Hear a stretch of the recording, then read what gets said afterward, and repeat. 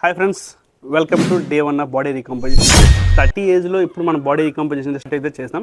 So ఇప్పుడే మనం ఎక్కువ రకరకాల ఫుడ్ ఇన్స్ట్రక్షన్ పాటించాలని, రైస్ తినకుండా ఏదో మిల్లెట్స్ తినాలనో లేకపోతే కాయగూరలు తినాలనో, ఇప్పటి వరకు మనం తినే రెగ్యులర్గా ఏమైనా స్వీట్స్ కావచ్చు, లేదా ఫంక్షన్స్కి వెళ్ళినా లేదంటే పార్టీస్కి వెళ్ళినా సరే ఏవైనా సరే అసలు తినకూడదు, ఆయిల్ ఫుడ్స్ తినకూడదు అని రకరకాలైన ఆలోచనలు అయితే మన మైండ్లో అయితే తినేసి ఉంటాయి.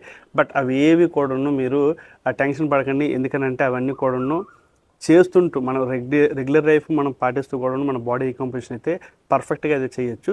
బట్ ప్రతి ఒక్క విషయం ఏంటంటే ఎప్పుడైనా సరే ఇప్పటి వరకు మనం తినే ఫుడ్ యాక్టివిటీస్ ఏదైతే ఉందో సో దాంట్లో కొద్దిగా మనం మార్పు చేసుకోవాలంటే ఇప్పుడు ఇదివరకు ఒక పావు కేజీ జిలేబీలు వేపేసే వాళ్ళందరూ కూడా జస్ట్ 1 or 2 పీసెస్ ఎనఫ్.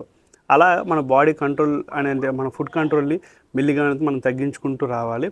మనం ఇప్పటివరకు తినని కాయగూరలు కావచ్చు, లేదా సపోజ్ మనం గార్నిష్ కోసం చేసుకుంటాం క్యారెట్ కానీ, కుకుంబర్ కానీ, బీట్రూట్ కానీ, సో అలాంటివన్నీ కూడా డైలీ కూడా ఒక 1 వీక్ 10 days పాటు మెల్లిగా ఒక్కొక్కటి తింటూ ఉండండి.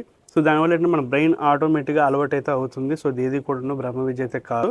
దీనివల్ల ఇంకో బెనిఫిట్ కూడా ఉంది. మనం రకరకాలైన డైట్లు మారిస్తే మన కోసం ఇంట్లో వాళ్ళు ప్రత్యేకంగా చేయాల్సి వస్తుంది. సో వాళ్ళు కూడా స్ట్రెస్ అలాంటి వేటి కూడా పెట్టుకోకండి. మిల్లెట్స్ గట్రా అవన్నీ తినాల్సిన టైం ఉన్నది. అది ఇప్పుడు కాదు, బట్ టైం అయితే ఇప్పుడు అయితే మనం రెగ్యులర్గా లైఫ్లోనే ఏవైతే తీసుకుంటున్నామో వాటిని కొద్దిగా క్వాంటిటీ తగ్గించుకుంటూ తీసుకోవాలి. సో దీనివల్ల బాడీ రీకంపోజిషన్ చక్కగా అయితే అవుతుంది. సో ఇది ఈ వీడియో ఫ్రెండ్స్. ఈ వీడియో నచ్చినట్లయితే ఖచ్చితంగా లైక్ చేయండి. అండ్ ఈ ఛానల్ ఇన్ఫర్మేషన్గా అనిపించినట్లయితే ఖచ్చితంగా సబ్స్క్రైబ్ అయితే చేసుకోండి. మరొక వీడియోలో మళ్ళీ కలుద్దాం. నేను మీ సోమేష్, మీరు చూస్తున్నారు తెలుగు బడ్జెట్ ఫిట్నెస్.